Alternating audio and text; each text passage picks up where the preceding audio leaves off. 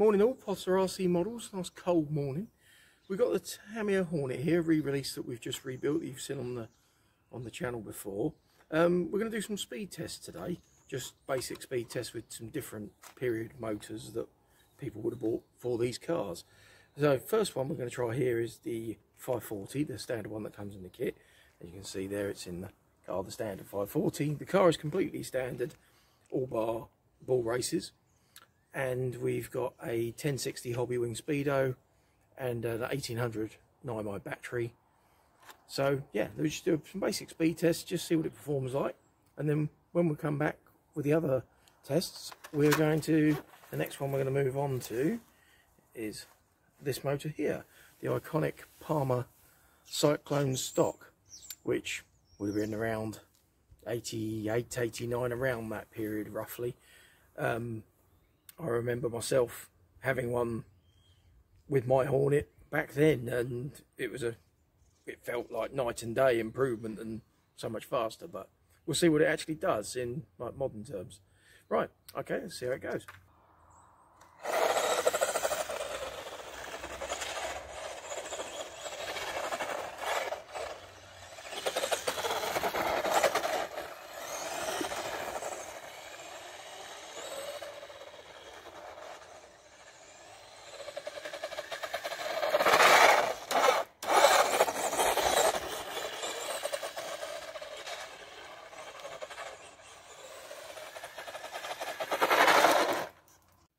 Hi guys, right, so we're going to do this motor comparison. So as we said, we're going to use the Palmer Cyclone stock motor, and this is a great tool set. We use this on all the cars, build them with them. They're not particularly expensive, I think between £20–25, something like that. And you've got everything you need to do this job. So for this we'll need the posi drive, and we'll need the Allen key for changing the pinion. So here we go, let's take the motor out.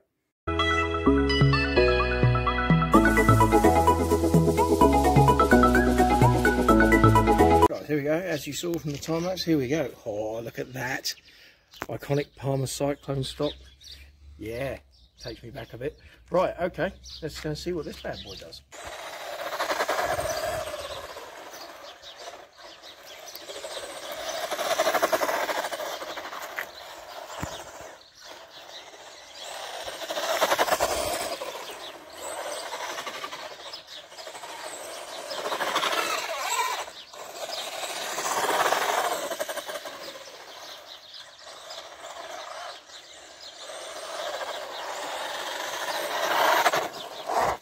Right guys, well that was different. Obviously today we haven't got a great deal of grip, it's quite icy and cold out here, but not night and day fast that I was expecting. Perhaps I remember it different.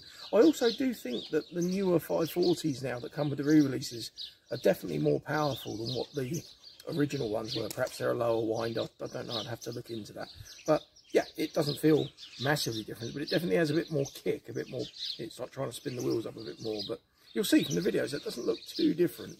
But I do think with the next one we're about to try, the MRI, which is a modified motor, you'll see quite a difference. So, let's do that. Now we're going to try this bad boy, which is an MRI motor, which is a modified motor from around a similar period, probably a little bit later than the Palmer stock, maybe into the 90s. So this will be a 13 turn double, so it's a 13 turn per two, and that would mean the pitch of the wire that was used in the windings, 75. So yeah, this motor is a modified motor, has adjustable timing, so you can increase the power of the motor by twisting the end bell. But we're just going to try it, it's just over standard setting. This is going to be a hell of a lot more powerful. The only thing to remember with this is that when you run a motor like this, obviously a little car like this, it probably isn't designed for this sort of power. It's going to have an awful lot of torque and power, but it will drastically reduce your run time on the battery. But yeah, it should be fun. Let's see what it does.